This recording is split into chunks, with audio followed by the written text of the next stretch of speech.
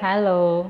Jadi kan sebentar lagi musim mudik nih, terus orang-orang udah kepala capek duluan di jalan kalau mudik tuh. Sedangkan sebentar lagi kan momen lebaran. Terus gimana sih cara persiapan dan antisipasinya biar orang nggak keduluan capek gitu? Ya, mudik hal yang menyenangkan ya, perjalanan jauh tapi menyenangkan. Nah, capeknya ini sebenarnya itu, seringnya itu karena memang perjalanan jauh, duduk lama begitu ya, di kendaraan, berjam-jam. Nah, banyak faktor juga, bisa jadi faktor dari posisi duduknya, dan kursi yang kita dudukin juga, apakah kita memakai penyangga atau tidak seperti bantal leher, itu juga mengurangi sebenarnya. Kemudian postur duduk kita itu juga harus tegak, dan kemudian harus memang melakukan stretching di sela-sela, misalnya kalau perjalanannya lebih dari 4 jam ya 4 jam sekali ya harus melakukan peregangan biar nggak terlalu lelah gitu. Gimana nih dok? Duduk yang lama sama berdiri yang lama, mana yang lebih beresiko? Kan ada orang di kereta tuh, ada berdiri jalan dulu ke kereta kemana transit gitu kan. Itu mana yang lebih beresiko tuh? Berjalan lama kali ya, berdiri lama kayaknya mudik jarang ya. Bisa. Iya, duduk lama atau mungkin berjalan. Jalan. Ya, semuanya punya resiko masing-masing ya gitu. Tapi kayaknya mudik tuh lebih banyak duduknya, jalannya mungkin antar transit saja. Tapi yang membuat beban ketika berjalan adalah ketika kita bawa tas misalnya gitu ya, tas bawa beban gitu, bawa ransel atau bawa tentengan kiri kanan gitu. Lebih baik tuh memang seringkas mungkin gitu, dan kalau bisa seimbang tuh kiri kanan kalau memang bawa beban. Misalnya ya memang pakai tas ransel yang proper gitu, jangan hanya yang tas lempang aja yang sebelah kanan, jadi kan itu akan bebannya ke bahu sebelah kanan misalnya seperti itu, atau ke yang sebelah kiri. Dan untuk postur duduk sebetulnya kalau postur duduk tergantung nih kamu naik misalnya kereta, itu juga beda-beda ya. Kereta ada yang kalau yang kita naik yang eksekutif lebih enak kursinya, yang ekonomi lebih nggak enak karena memang bentuk kursi itu berpengaruh juga itu kepada ada masalah nanti masalah pegal di otot, di leher atau pinggang. Dan ketika kamu menyetir itu juga postur duduk sangat harus diperhatikan gitu. Kalau bisa memang posturnya tegak, jangan terlalu miring ke belakang atau jangan terlalu condong ke depan, karena itu akan bisa mengakibatkan terutama itu adalah nyeri pada pinggang, terutama pada yang nyetir sendiri nih kalau mudiknya gitu. Kalau efek bawa tas berat tadi ada yang ransel, jinjing kanan kiri, itu ada efek jangka panjangnya nggak sih ke bahu sama punggung? Jangka panjang kalau tidak di treatment iya gitu, tapi kalau di treatment sih enggak gitu, karena biasanya itu adalah akibat adanya spasme dari otot-otot karena memang kerja berlebihan dari otot tersebut.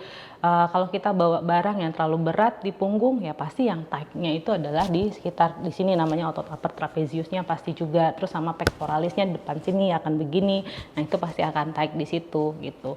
Dan memang itulah pentingnya dilakukannya stretching atau peregangan gitu, jangan karena semangat sekali mudik jadi lupa deh gitu. Terus tadi kan minimal 4 jam ya kalau misalkan mau mudik lama gitu kan.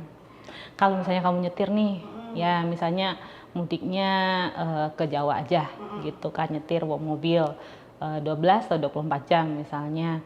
Ya kalau bisa setiap 4 jam sekali ya istirahat dulu untuk melakukan peregangan sedikit, stretching gitu. Peregangannya sebenarnya ringan aja, bisa dikerjakan di dalam mobil juga sebenarnya, seperti gerakan leher, digerakkan ke kiri atau ke kanan gitu kan. Kemudian di stretching untuk di upper trapeziusnya, kemudian untuk gerakan kaki juga, tungkainya bisa diluruskan dan ditekuk. Nah itu juga akan mengurangi pegal atau spasme di ototnya itu, karena kalau duduk lama jadi ototnya yang bawah itu juga akan spasme biasanya. Jadi ketika kita berdiri itu rasanya pegel banget gitu karena udah duduk lama gitu.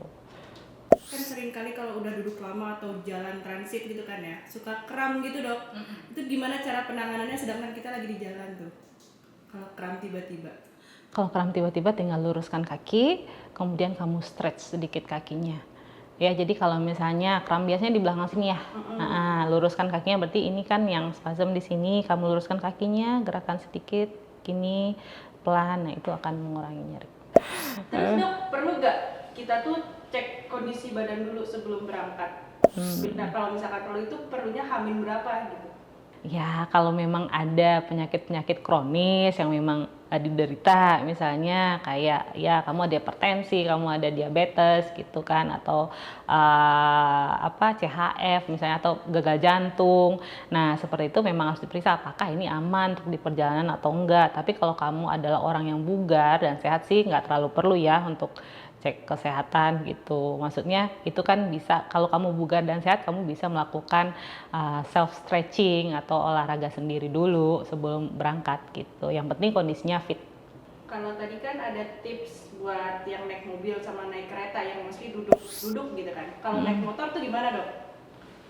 Naik motor ya sama aja sebenarnya, cuman kan tergantung motornya naik yang mana kan, ya kan kamu naik motor apa gitu kan kadang naik motor ada yang sangat bungkuk sekali, ada yang dia cuman begini kan. Nah, sebenarnya tipsnya adalah selama perjalanan itu jangan lupa untuk istirahat, itu saja sih sebenarnya, dan lakukanlah olahraga ringan seperti latihan gerak sendi atau peregangan ringan gitu. Jadi pasti pada saat bawa motor pasti backnya juga kena, tangannya juga gitu, karena tangan kan untuk memposisikan si setir motornya itu kan tetap harus kontraksi nih otot-otot di pergelangan, dan itu juga naik motor yang lama yang sering mengakibatkan CTS itu juga bisa.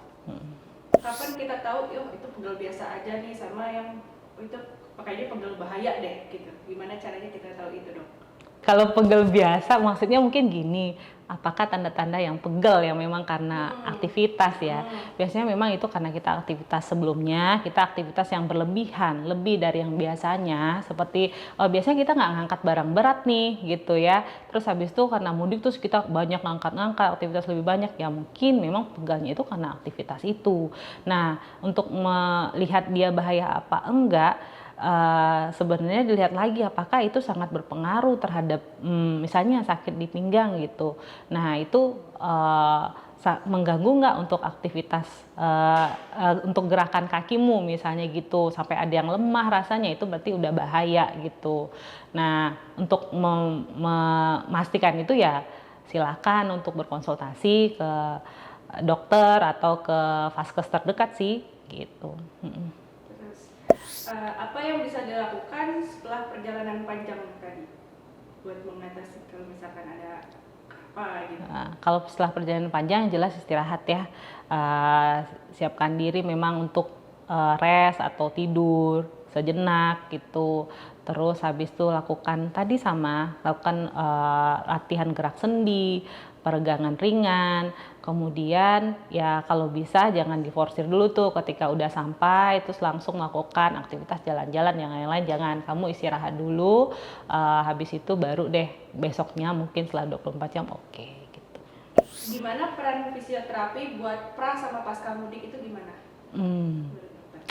Kalau pramudik mungkin meningkatkan fitness ya gitu. Jadi untuk misalnya kalau ada, tapi kalau untuk meningkatkan fitness minimal tuh 2 minggu sebelumnya tuh. Kalau kamu perjalanan jauh ya kamu udah harus melakukan latihan penguatan otot misalnya gitu ya, atau latihan fleksibilitas ataupun aerobik untuk meningkatkan endurance-nya. Nah itu minimal ya 2 minggu sebelumnya udah dikerjakan sih. Kemudian kalau untuk setelah dari mudik itu yang lebih banyak sebenarnya ya, karena banyak yang pegel-pegel kan. Nah, terutama sih itu karena memang faktor kelelahan, fatigue juga gitu ya, ototnya jadi spasme juga.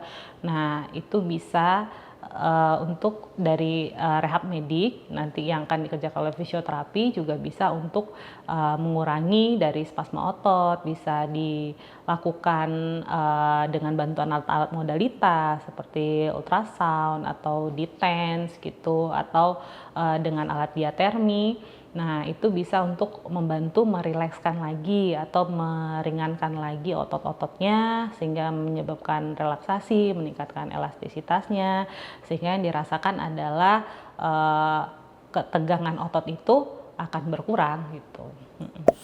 Terus kapan tuh waktu idealnya buat kita ke fisio setelah mudik? secepatnya.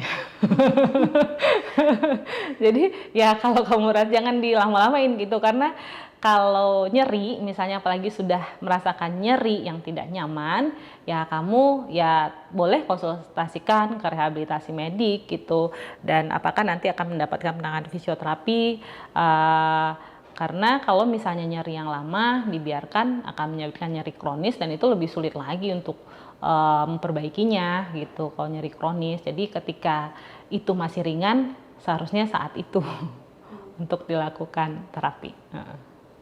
Itu ya, selamat mudik buat teman-teman yang mau mudik. Mudik adalah hal yang menyenangkan, semua orang pasti suka, tapi jangan lupa jaga kesehatan dan tetap istirahat cukup ketika mudik. Dan ketika kamu nanti sudah balik dari mudik dan ada yang dirasakan pegal pada punggung, leher yang tidak bisa ditangani sendiri, boleh konsultasi ke klinik Yura Medica dan nanti akan ada tim kami yang akan membantu mengatasi persoalan kalian. Terima kasih.